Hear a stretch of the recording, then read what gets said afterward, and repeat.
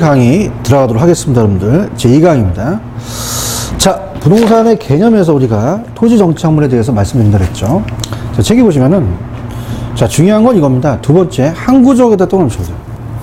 항구적. 일시적이면 안 돼. 항구적이고 영구적이고 계속적이고, 그 다음에 이 토지의 일부가 되는 종속정착물과 독립된 독립정착물이 있죠. 그래서 우리가 넘겨보시면은, 자, 종속은 어떻게 돼요? 토지의 일부란 말이에요. 토지 일부니까 우리가 그 일부로 취급되는 것으로서 수목, 미분리 과실, 우리가 분리하지 않는 과실, 수목으로, 농작물, 축대, 도로, 교량 등은 다 이 종속이고, 자, 독립정착물은 건물이 제일 대표적이에요. 독립되어 있고, 자, 미분리 과실도 민법에서 명인 방법을 갖춘 토지와는 토지 독립적으로 부동산의 소유권의 개체가 될 수 있다라고 얘기하거든요. 그래서 민법에 배우시고요. 그 다음에 수목도 명인 방법을 갖춘 수목의 집단이나 임목에 관한 법률에서 소유권 보존 등기를 마치면 가능합니다. 그죠? 그래서 이제 나중에 민법에서 명인 방법을 갖춘 수목의 집단은 소유권 표준은 가능하나 저당권 표준은 인정되지 않습니다. 그래서 저당권 설정해서 돈 빌릴 수 없다는 얘기고요. 자, 농작물이라는 게 중요한데, 우리가 건원회, 정당한 건원에 의해서 타인 토지에 경작 재배한 농작물도 독립된 걸로 봐요. 건원에 의한. 그 다음에 나중에 이제 기출문제에 나왔던 독립물에 대해서 말씀을 드릴 텐데요. 자, 중요한 것은, 자, 거기 보시면은 그 리을번의 농작물의 두 번째, 토지에 정착되어 있고 매년 경작의 노력을 요하지 않은 나무나 자연실생, 단연생 식물은 정착물로 간주되어 부동산의 매매 시 함께 양도된다고 되어 있어요. 근데 3번의 동산의 경작 수확물이 또 틀리거든요. 그래서 요거는 좀 생각해 보세요. 기출이 됐었기 때문에 말씀을 드리면, 자, 과실이라는 게 만약에 우리가 매도자가 매수자한테 토지를 넘깁니다. 토지를. 그럼 우리가 자연과실과 인공과실이라는 게 있어요. 자연과실과 인공과실. 자, 그럼 자연과실은 그냥 산에 나는 거예요. 그래서 나무라든지 열에 나는 단연생 식물. 단연생 식물. 그 다음에 산딸기, 다래 같은 겁니다. 자, 이런 것들은요, 경작을 요하지 않아요. 뽑으면 치사하죠. 그래서 그냥 통째로 넘겨버려요. 그래서 정착물로 간주돼서 우리가 매매, 중개매 대상이 될 수 있다고 나왔고요. 인공과실은 경작수확물이에요. 경작수확물. 그래서 우리가 벼, 보리, 옥수수 같은 경우는, 자, 뽑는다고 치사 안 하거든요. 그럼 뽑을 수 있어요. 그러면 따라보세요. 뽑고 넘긴다. 뽑았으니까 동산이거든요. 그래서 밑에 동산에 대한 동산의 분류가 참 잘 나와요. 그래서 동산을 보면은 우리가 어떻습니까? 경작수확물 뽑고 넘기죠. 동산입니다. 그 다음에 임차인이 설치한 임차인 정착물도 동산이에요. 자, 이따 보여드리기도 하고요. 그 다음에 임대인이 설치한 건 정착물로 간주하지만 임차인은 동산입니다. 그 다음에 가식 중에 수목, 거짓가짜죠. 다른 곳에 임시로 심은 묘목입니다. 그래서 어린 묘목, 일단 키웠다 나중에 본식하기 때문에 자, 이것도 동산이고, 자, 판잣집도 붙어 있지만 조만간 철거를 할 거예요. 그래서 이것도 동산이다. 허라볼린 건축물, 공중선박스, 신문간판대, 비닐하우스는 다 동산으로 취급한다는 얘기죠. 자, 그러면 우리가 밑에 보시면은 부동산 정착물의 설비라는 게 있어요. 픽처라고 하거든요. 픽처. 자, 우리가 이제 지금까지는 우리가 민법이었습니다. 민법. 그래서 민법에서 얘기하는 것 자체는 독립물과 종속물이 있다. 나중에 이제 기출문제를 보여드리면서 제가 갈 거고요. 자, 그 다음에 이제 학문적으로는 접근은, 자, 민법에서는 이렇게 갔고요. 그래서 학문적인 접근은 부동산 정착물이에요. 우리 학교에서 얘기하는. 자, 부동산 정착물은 설비입니다. 설비. 자, 그래서 우리가 부동산은 토지만 있는 게 아니라 건물도 있잖아요. 그죠? 그래서 이제 이거를 픽처라고 얘기해요. 픽처. 픽스. 픽처. 자, 그래서 어떻습니까? 우리가 고정시킨 한 물건이죠.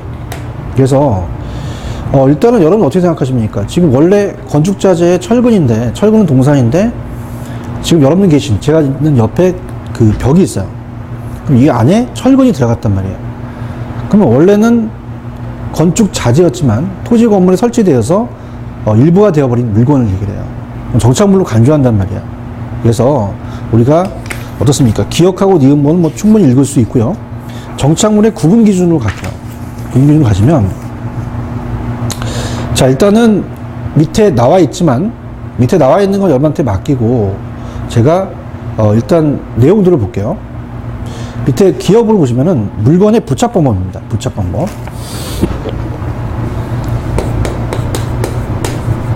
부착 방법. 자, 어떻습니까? 여기 이제 집에 있는 벽시계 같은 경우 뛴다고 해서 손상을 안 줘요. 그럼 그건 동산이에요. 벽 날라고 했으면 보시면 손상을 줍니다. 그래서 이것이 물리적 손상 용무의 가능 용무지만 효용의 손상 용무도 가능해요. 자, 지금 위에 여기 형광등이 달려 있거든요. 전파사에서는 동산입니다. 근데 건물이 지금 정착이 돼 있으며 이걸 뛴다고 해서 여러분들 집에 있는 그 형광등 뛴다고 해서 건물에 금은 안 가요. 근데 효용은 떨어집니다. 정착물로 봐요. 이 때문에 물리적으로 훼손 손상되는 경우에는 정착물로 취급합니다. 훼손 손상이 없는 경우에는 동산이죠. 그래서 물리적 아무런 손상이 없이 제거할 수 있어도 기능적으로 건물의 효용이 손상된다면 부동산 정착물로 본다는 거죠. 자, 그 다음 물건의 성격입니다. 성격이라는 자체는 어떻습니까? 우리가 물건의 적합이죠. 그래서 처음부터 그렇게 제작이 된 거예요. 용도에 맞게끔. 그래서 건물의 특정 위치나 특정 용도에 맞도록 고안된 경우, 그죠? 물건의 성격이 정착물로 봅니다. 밑에 보시면 뭐 여러 가지 나오니까 보시고요. 그 다음 당사자의 의도, 의도가 중요합니다.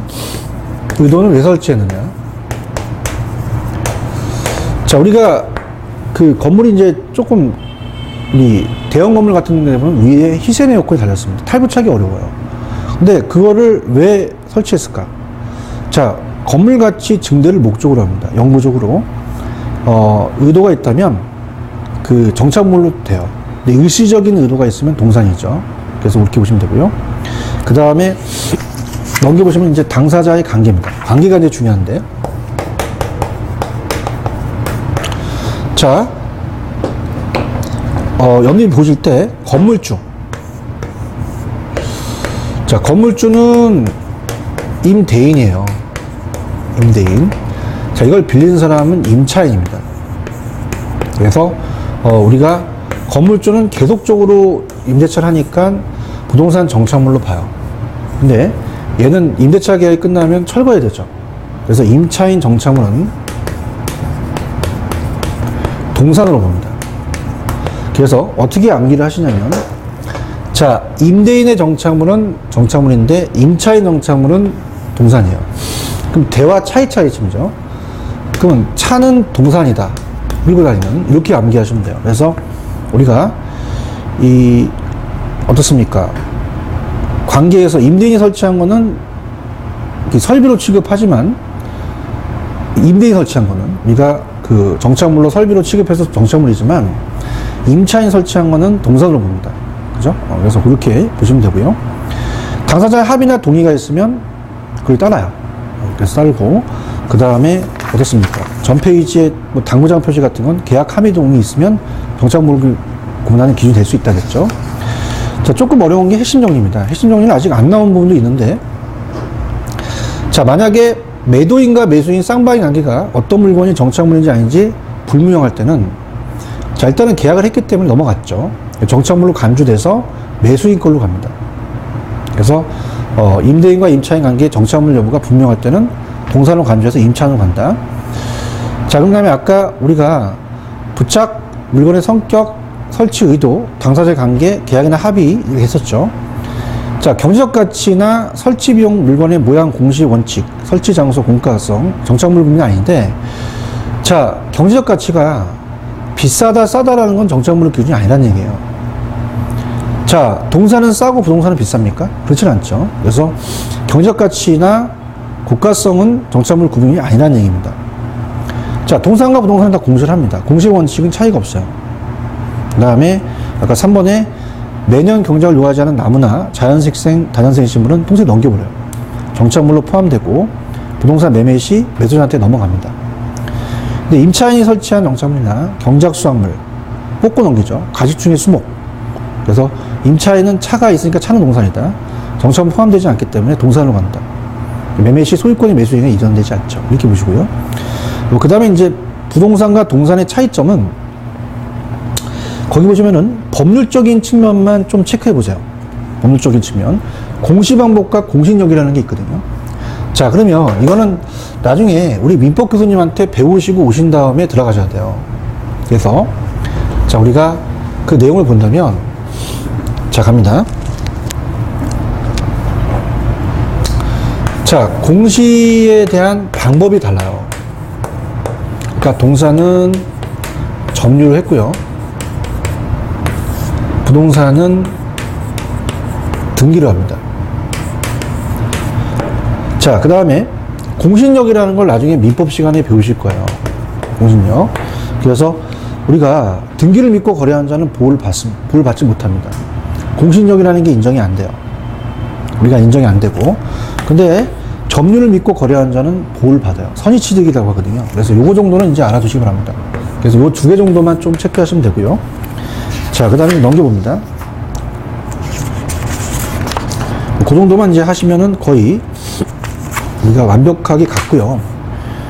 그 다음에 이제 앞쪽으로 다시 오게 되면은 우리가 복합 개념의 부동산이 있죠. 그래서 이게 부동산 학적 관점이거든요. 그래서 복합 개념의 부동산하고 이제 우리가 복합 부동산이라는 게 있고, 그 다음에 복합 건물이라는 게 있거든요. 그래서 복합 개념 부동산은 이제 우리가 어떻습니까? 하나의 부동산학 관점이에요. 그래서 우리 앞쪽으로 오시게 되면 우리가 지금 부동산의 개념의 파트의 제1절에 부동산의 개념이 복합 개념이 부동산학적 관점이고 복합 부동산은 이 부동산 활동 관점이라고 되어 있어요. 그래서 다음 페이지 넘기시면은 박스가 되어 있잖아요. 그죠? 그래서 복합 개념의 부동산은 우리가 이제 세 가지를 나누겠는데요. 나누게 되면 복합 개념이 붙었다. 그럼 이건 부동산학 관점입니다. 부동산학의 관점에서 우리가 여기 법경기가 있었죠. 법률, 경제, 기술. 그 다음에 유형과 무형이 있었습니다. 그래서 복합 개념의 부동산이고, 그 다음에 복합 부동산이라는 게 있어요. 개념이 빠지죠. 그 복합 부동산은 뭐냐면 토지와 건물을 일체된 걸로 봅니다. 그럼 토지와 건물은 원래 단일 부동산이기 때문에 어떻습니까? 원래는 독립된 걸로 봐요. 그래서 이 법률적으로는 인정을 안 해요. 그래서 법률적이 아니라 활동상의 개념입니다. 활동에 그러니까 토지와 건물을 우리 시험 문제에 독립된 객체이지만 활동상으로는 일체로 이용한다고 그래요. 평가할 때는 일괄평가죠. 그 다음에 이제 복합 건물이라는 것은 앞에 주상이라는 게 생략이 됐거든요. 주상 복합 건물이라고 들어오셨잖아요. 그래서 한 건물에 우리가 주거용과 상업용이 같이 되어 있습니다. 자, 밑에는 이제 상가가 있고요. 위에는 보통 주거용이죠. 그래서 아까 얘가 토지와 건물을 일괄해서 평가하면요. 뒤에 또 나오는데 감정평가 때 이건 이제 구분해서 평가합니다. 그래서 그렇게 가져가시면 됩니다. 됐습니다. 그 정도 하면 이제 완벽하다 라고 보고요. 부동산의 개념에서 하나가 뜨고, 그 다음에 이제 넘기시면은 제2절입니다. 그래서 제2절에 우리가 토지의 분류로 갈게요. 그래서 부동산의 분류인데, 어마어마하게 많이 떴죠. 옆에 빨간색을 보면. 그래서 2차 과목에 이제 공시법이 있어요. 그래서 공간정보 구축에 관리 등에 관한 법률이 있어 전답 가수원이라고 들어보셨죠? 반론 가수원. 그래서 요거 이제 우리가 전답 가라고 하고, 그 다음에 이제 밑에 내려가시면 지목이 8번에 대가 대지입니다. 그래서 주택 상가를 얘기하고 공장용지는 지목이 장이거든요. 그다음 우리가 시험에 나왔던 게 먼저 보시면은 뭐 제방, 그죠?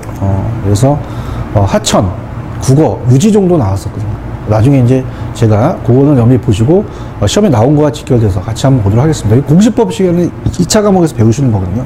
그래서 그렇게 보고요. 그 다음에 이제 우리 학개론에서는 택지서부터가 이제 시험 문제가 나와요. 택지 부지 대라는 게 있는데, 자, 우리가 1번서부터. 자, 부지는요, 8부자 넓게 본다는 겁니다. 자, 그래서 건축할 수 있는 토지는 물론이고 건축할 수 없는 토지를 못 일 거죠. 포괄적인 개념이에요. 밑에 그림을 보면은 부지가 넓은 개념이죠. 근데 택지라는 것은, 택지는 감정평가상의 용어고, 자, 우리가 건축이 가능한 토지입니다. 주거용, 상업용, 공업용으로 우리가 그 용지를 포함하죠. 그래서 이제 이 건축법에서는 대지라고 얘기하는데요. 자, 그렇다면 여러분들 어떻게 됩니까? 우리가 건축하는 것만 가능하니까 부지가 더 넓은 개념이죠. 근데 자, 밑에 부지는 어떻습니까? 건축이 가능한 건축용지 외에도 건축이 불가능한 토지이기 때문에 하천 부지 같은 거는 건축이 불가능하죠. 그래서 우리가 이런 이 포괄적인 용어다. 그래서 보시면 됩니다. 그 다음에 이제 대라는 자체는, 대지는 잘 안 나와요. 자, 우리가 아까 지적법에 28가지 지목이 있었어요. 그 지목이 대라고 얘기하는데요. 자, 이건 대신할 대자에다가 흑토자를 써서 집터로서의 터대자입니다. 그러면 우리가 지목이 대거든요. 근데 우리가 공장용지라는 것은 지목이 장이에요. 그럼 지목이 다르기 때문에 얘가 더 넓은 개념이죠. 근데 공법에서는 자, 우리가 이 대지를 이 건축할 수 있는 택지로 얘기하거든요. 그럼 건축법과 지적법의 내용이 틀리거든요. 출제 빈도가 낮습니다. 이거 위주로 가져가세요. 그렇다면은 넘기시면은 왜 그러냐면요. 자, 우리가 미리 간다면 넘기시면은 양가로 4번이 있지만 넘기셔서 양가로 6번으로 한번 가보세요. 가시면 자, 우리가 맹지대지가 또 나오거든요. 그 맹지대지에서 저 맹자가 소명맹자, 눈먼 없다는 거죠. 눈먼 사람 맹인, 눈먼 땅을 맹지라고 합니다. 그럼 우리가 도로에 접선면이 없어요. 그럼 우리가 맹지 자체는 밑에 두 번째 그림이에요. 자, 우리가 소방 불이 나면은 소방 불 끄기 위해서 길이 필요하잖아요. 그죠? 이기 때문에 이 맹지는 타인 토지에 둘러싸여 우리가 이 돌에 어떤 접선면도 가지 못하기 때문에 건축이 불가능합니다. 근데 이거를 대지라는 것은요, 이 대자가 요구 대자 돌려서 대신할 대자에다가 오디자를 써요. 그러니까 자료형 모양이 되거든요. 우리가 공법 시간에 이제 몇 메다 이상이면은 건축이 가능하다 나올 거예요. 그럼 이 모양이 자료 모양이 생겼거든요. 그래서 대지는 이 좁은 통로에 있어서 도로에 접하는 자료형 모양이다. 건축이 가능합니다. 그럼 아까 이 대지와 대지는 한 그림 같은데 한문이 틀리기 때문에 논란이 돼서 이의 신청이 들어갈 수 있어요. 그래서 거의 안 뜬다고 봐야 돼요. 부지 택지 위주로 가세요. 자, 그 다음에 그 전 페이지 가시면 여러분들은 오히려 그 후보지 이행지에다가 별표를 쳐놓으시기 바랍니다. 후보지 이행지가 시험 문제 나올 가능성이 굉장히 높아요. 그래서 요거 위주로 이제 우리 가져가시는데요. 자, 거기 위에 감정평가상 토지 용도별 분류라는 게 있습니다. 자, 그래서 우리가 필지와 핵지 가기 전에 자, 후보지와 이행지가 뜰 가능성이 높은데요. 자, 들어갑니다. 자, 후보지와 이행지는 전환지인데요. 얘가 나올 가능성이 높은데, 자, 감정평가상 토지 용도가 택지, 농지, 임지가 대분류고 그 안에가 소분류예요. 그래서 택지는 건축할 수 있는 땅, 그 다음에 농지는 농사 짓는 땅, 임지는 나무 심는 땅입니다. 택지는 아까 주거용, 상업용, 공업용 있었고요. 반농 가소원, 전답 가소 있죠. 가소원이 가죠. 자, 임지는 용제림 지역은 목재용, 안 지어 계시는 가구형 목재가 목재용이고요. 신탈림은 땔감이에요. 용제림 지역과 신탈림 지역이 있다는 거죠. 그러면은, 자, 지금 우리가 처음 배우시니까 이 후보지와 이행지는, 자, 만약에 농지가 택지로 바뀌어요. 그럼 바뀌는 과정 중입니다. ing죠. 그러면 전이라고 힘들고 후라고도 힘들어요. 그럼 농지도 아니고 택지도 아니고 택지 후보지가 됩니다. 자, 그래서 예전에 이제 시험 문제가 어떻게 쉽게 나왔었냐면, 자, 값어치가 높은 순서로 되라 이렇게 나왔어요. 임지가 농지, 농지가 택지로 바뀌면 땅의 가치가 높아집니다. 자, 그러면 우리가 농지에서 택지로 바뀌는 요거는 지역 상호간에 바뀌어요. 지역 상호간에 대분류입니다. 그래서 세로로 바뀌면은 후보지가 되죠. W. 후보지가 되고, 자, 이 안에서 바뀌어요. 택지 지역 내에서. 지역 내에서 바뀝니다. 농지 지역 내에서. 지역 내에서. 임지 지역 내에서 바뀝니다. 자, 그러면은, 자, 어떻습니까? 우리가 이렇게 바뀐다는 거죠. 자, 그러면은, 이거는 소분류예요. 작게 바뀌기 때문에. 그럼 우리가 농지에서 택지로 바뀐다는 것은 지역 상환에 바뀝니다. 크게 바뀌어요. 지역 상환에. 또 대분류로서 후보지라고 얘기합니다. 근데 택지 지역 내에서 우리가 주거에서 상업지로 바뀔 수 있죠. 그럼 지역 상호가 아니라 지역 내에서 바뀌거든요. 소분류예요. 그럼 이거는 이행지가 된다는 겁니다. 그래서 우리가 주거가 상업으로 바뀌면 이행지고요. 전지가 주거용으로 바뀌면은 후보지가 되겠죠. 그래서 어떻게 암기하시냐면, 일단은 여러분들이 물어볼 때 바뀐 후가 아니라 바뀐 과정 중입니다. 바뀌었으면 바뀐 후로 따르겠고요. 그 다음에 중요한 것은 지역 상환이나 지역 내를 여기 장난쳐요. 그럼 얘는 지역 상환이 나오거든요. 지역 내. 그럼 우리가 이렇게 해보세요. 자, 임농택으로 외우십시오. 그러면 우리가 영화 감독이 임권택 감독의 동생이 임농택이라고 했어요. 자, 항상 농택이 앞이니까 너 안 되겠다. 임권택 감독이 너한테 영화 감독을 전수해 줄게. 근데 임농택 감독이 대박을 쳤어요. 우리나라의 임권택 감독은 영화 감독의 거장이셔요. 대부류잖아. 그래서 감독상을 탔어요. 그러면 우리 후보들이 어떻습니까? 대기실에서 기다리죠. 후보들이. 왜요? 상을 받기 위해서. 상이라는 게 나오면 무조건 후보지 찍으십시오. 지역 내 나오면 이행지 찍는 거죠. 이렇게. 그래서 4번을 보시면은 용도 전환 과정이 도집니다. 그래서 자, 후보지는 어디가 키포인트야? 그럼 얘기해 보세요. 우리가 지역 상환이라는 게 있죠. 상을 받는다. 후보가 전환되고 있는 거고, 그 다음에 이제 예컨대 이건 좀 어렵지만은 나중에 이제 공시법을 배우시면 전닭가가 이렇게 바뀌어요. 그럼 지목이 바뀌거든요, 반드시. 근데 이행지는 지역 내에서가 중요하고요. 우리가 내에서 용도가 전환되고 있는 거고, 지목 변경을 초래하는 경우도 있고 그렇지 않을 경우도 있다. 우리가 자, 이렇게 바뀌면 바뀌어요. 근데 이 안에서는요, 아까 공장 용지는 지목을 장이라고 얘기했습니다. 주거와 상업은 대거든요. 자, 이렇게 바뀌면 바뀌는데 이렇게는 안 바뀔 수도 있거든요. 그래서 우리가 나중에 공시법에서 또 배우시는 거와 연결시켜서 이제 가셔야 됩니다. 그래서 여러분들이 이제 이렇게 생각해 보세요. 우리가 지금 6과목을 전체를 다 공부를 하셔야 돼요. 연결이 됩니다. 그래서 나중에 얘만 지목 변경을 초래하는 경우도 있고 그렇지 않은 경우도 있다. 자, 감정평가 시 일반적 전환지는 전환 후의 용도가 평가입니다. 그죠? 그래서 우리가 나중에 농지가 택지로 바뀌면 택지로 봐요. 근데 성숙도가 낮아서 느리면 전으로 간다는 거. 나중에 또 감정평가 나올 겁니다. 그 다음에 예컨대 밑에 농지가 택지로 전환된 토지는 그냥 택지로 불러요. 주거지가 상업지로 전환된 건 그냥 상업지로 부르죠. 바뀐 건 바뀐 용도로. 자, 그렇게 보시고, 그 다음에 이제 필지와 핵지가 중요합니다. 필지, 핵지에도 별표를 하나 쳐놓으세요. 그래서 후보지, 이행지 다음에 중요한 건데요. 자, 갑니다. 자, 얘가 이제 필지, 핵지가 굉장히 중요하다고 봐야 돼요.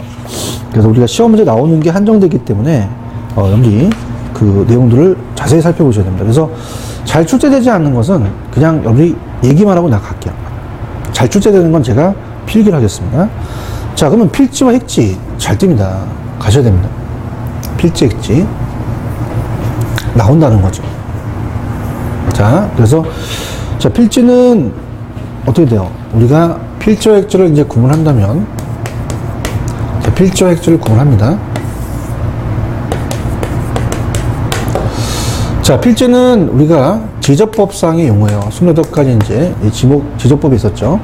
자, 그래서 이제 이거는 지번입니다. 지번이 번지잖아요. 소유권이에요. 이 땅이 누구 땅이냐? 그래서 우리가 이 지번이라는 자체는 보통 면적 단위 하면 안 됩니다. 그 필지는 하나의 지번이면은 법률상 면적 단위는 제곱미터예요. 그러면 등록 단위라고 하셔야 돼요. 지적법에서는 등록 단위라고 하고 부동산 등기법에서는 등기 단위라고 합니다. 그럼 지번이라는 자체는 누구 땅이나 소유권을 구분합니다. 소유권 구분. 그래서 이건 여러분들이 법률적인 개념이에요. 소유권이니까. 그래서 법률적 개념이다. 이렇게 잡아야 되고요. 그 다음에 획지라는 것은 거래 활동할 때, 자, 여러분이 거래 활동할 때 보통은 소유권 보고 거래하는 게 아니라 가격 보고 거래하시죠. 중개업소 가셔서 갑돌이 땅은 얼마예요? 울돌이 땅은, 갑돌이 땅 안 사요? 울돌이 땅 삽니다. 그러진 않죠. 가격이 맞으면 사고 안 맞으면 안 사. 마찬가지로 중개업자도 29번지 땅은 얼마, 30번지 땅은 얼마 그러진 않거든요. 도로가 뚫리게 되면 좌측은 얼마, 우측은 얼마 이렇게 얘기하거든요. 그럼 거래 활동할 때는 가격 보고 거래하십니다. 그럼 가격 수지 비슷한 토지를 묶은 게 우리가 획지예요. 그래서 감정평가시 중요시 되거든요. 자, 그럼 이건 가격이란 말이야. 가격은 경제적인 개념이에요. 그래서 이 두 가지를 비교해서 낼 것 같아요. 그래서 우리가 그냥 박스로 정리를 하세요. 내용은 여러분들 보시고요. 필지는 하나의 지분이 붙는 토지의 면적 단위 하면 안 됩니다. 등기 등록 단위. 그래서 법적인 개념이고, 그 다음에 획지는 가격 수준이 비슷한 토지. 그래서 가격 수준이 비슷한 토지 나오면 무조건 획지입니다. 여기서 경제적 개념이고 활동시 중요시 된다. 그래서 그렇게 보시면 돼요. 그 다음에 이제 밑에 나와 있는 그 면적에 대한 크기에 따라서 우리가 이제 나와 있는데 일단은 여러분 볼게요. 자, 이렇게 합니다. 재밌게 합니다. 우리가 필지라는 것이 더 느낌이 와요. 그래서 얘가 필이 와서 필지고 획지는 획합니다. 어려워서. 그럼 필지는 니을이 붙잖아요. 법률적으로 이렇게 보시고요. 자, 우리가 인위적, 행정적, 자연적으로 나눌 수 있어요. 가격 수준으로. 그래서 가격이 나왔다. 사람들은 돈을 보면 획 가잖아요. 경제적이다. 이렇게 가져가세요. 그래서 근데 이제 밑에 1필지가 1획지가 되고 1필지가 다획지가 1획지가 되는 게 약간 좀 어렵습니다. 그래서 이거는 조금 가볼게요. 자, 그래서 우리가 이건 이제 나중에 감정평가가 나오기 때문에 중요하기 때문에 갑니다. 자, 4가지 토지가 있다 봐봐요.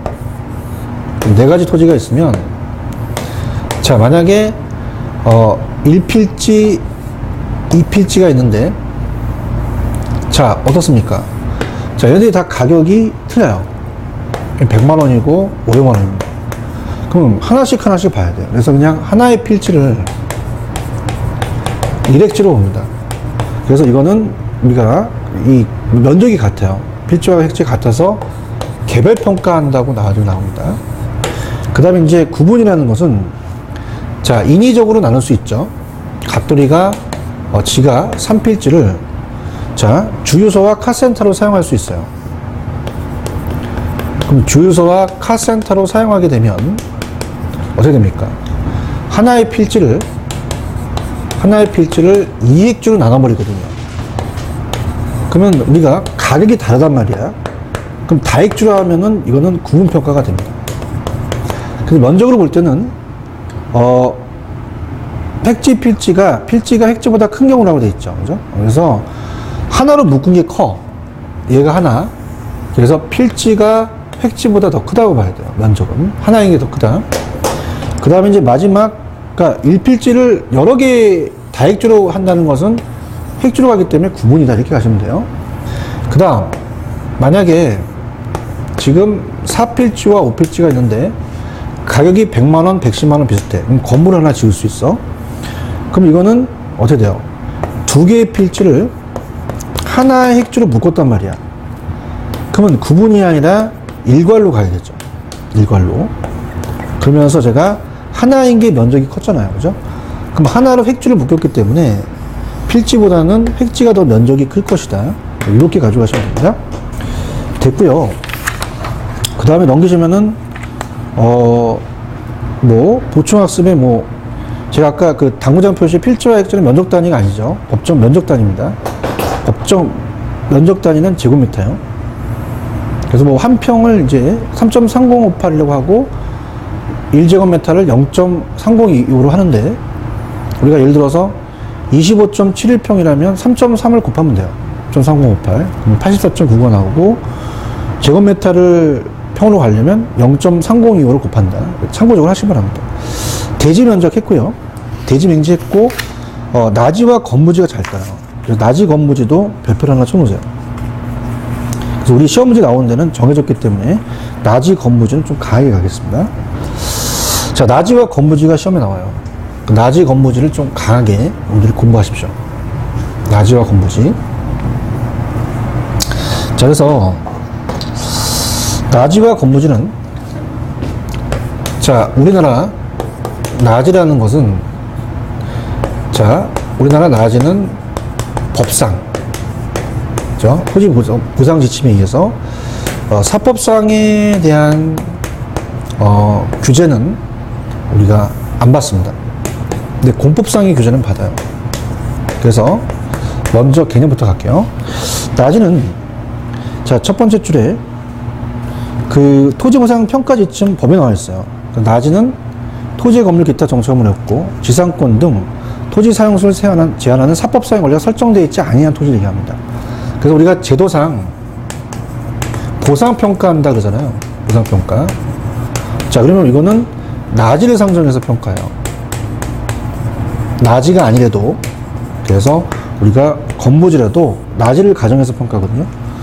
그래서 이제 우리가 이 나지 중에서 지목이 대인 토지를 나대지라고 합니다. 나대지는 지목이 대로 설정이 됐죠. 근데 나지가 반드시 지목이 대인 건 아니죠. 자, 그 다음에 이제 나지는, 건무지에 비해서 이따 얘기하겠지만, 나지와 건무지를 본다면, 나지 평가액이 더 높게 평가돼요. 자, 이게 원칙입니다. 이게 이제 시험에 나오는데, 건무지 평가액보다. 왜 그러냐면은, 원칙을 봤을 때, 만약에 인접토지라 그런다면, 자, 여기에 만약에 주택이 있는데, 자, 여기에 전철역이 3번 출구가 뚫렸어요. 그럼 상가로 고치는데 시간과 비용이 많이 들어가거든요. 나지가 높게 평가되는 게 원칙이에요. 그럼 나지는 우리가 그냥 택지를, 어떻습니까? 나지는 택지 용도군요. 그럼 주거용, 상업용, 공업용으로 언제나 가능합니다. 그럼 만약에 여기가 전철역 사거리다. 그럼 상가 건물을 지어야 되기 때문에 채용이 가능해요. 그러니까 시장성이 있다는 거죠. 그래서 우리가 나지는 건물집의 용도의 다양성, 용도가 다양하기 때문에 채용 상태에서 수익 처분이 기대되기 때문에 매매 가격이 비싸고 거래 번거로움이 없고 시장성이 높습니다. 그래서 토지에 대한 감정평가가 기준이 됩니다. 그 다음에 이제 건물 없고 공법상 제한을 받고 사법상의 제한이 없죠. 그래서 이제 일본에서 대한 기준이 나섰어요. 그래서 우리가 한번 예전에, 그럼 나지라는 것은, 자, 쪽발이 기준, 일본 기준은요, 일본에서는 우리나라 나지를 저지와 갱지로 구분하지 않아요. 근데 일본은 구분합니다. 갱지와 저지로. 그 얘네들은, 자, 갱지는 옛날에 어르신들이 갱지 한 자만 갖고라 부르죠. 그래서 우리가 아무것도 없는 빈 종이를 얘기를 해요. 그렇다 그러면 갱지든 저지든 토지의 정착물이 없어요. 근데 갱지는 우리가 다 공법상의 규제는 다 받습니다. 안 받는 토지가 없죠. 다 받고, 우리가 갱지는 사법상에 대한 제한이 아무것도 없어요. 깨끗한 토지예요. 아무것도 제한이 안 됐고, 저지는 사법상 제한을 받습니다. 그래서 갑돌이가 A은행 가갖고 돈을 빌리게 되면 A은행이 근저당 설정을 하죠. 그러면 저지보다는 갱지가 더 높게 평가될 거야. 그럼 저지는 은행 가서 일을 저질렀죠. 그래서 제한을 받는다. 이렇게 하세요. 그래서 밑에 보시면은, 박스에 보시면은 갱지는 나지에 대한 개념과 유사합니다. 그래서 공법상 제한이 받고 사법상의 제한이 없죠. 저지는 공법상 규제도 받고 사법상 제한을 받는다. 이렇게 해서 보시면 됩니다. 내용을 한번 읽어보시고요. 건무지는 택지 위에 건물이 들어선 부지죠. 그래서 택지 위에 이미 건축물이 들어선 부지로서 우리가 건무지라고 얘기를 해요. 그래서 건무지는 이 땅만 얘기를 하죠. 건물 빼고. 그래서 원칙은 아까 나지가 높게 평가되는 게 원칙이라고 했었습니다. 그래서 그러면 건부지가 낮게 평가되잖아요. 그럼 그거를 우리가 건부강가라 그래요. 건부강가. 근데 어떻게 돼요? 이 나지보다 건부지가 높게 평가될 수 있거든요. 평가액이. 자, 그러면 이거는 예외적으로 건부증가라고 얘기를 합니다. 건부증가. 그래서 건부지가 낮게 평가되니까 건부지에 대한 가격이 감소가 되고요. 건부지가 높게 평가되면 건부지의 가격이 증가한다. 이렇게 보시면 됩니다. 됐습니다. 여기까지 하고요. 좀 내용들은 좀 우리가 또 정리해서 살펴보도록 하죠. 자, 여기까지 하고 우리가 3강에서 또 뵙도록 하겠습니다. 수고하셨습니다.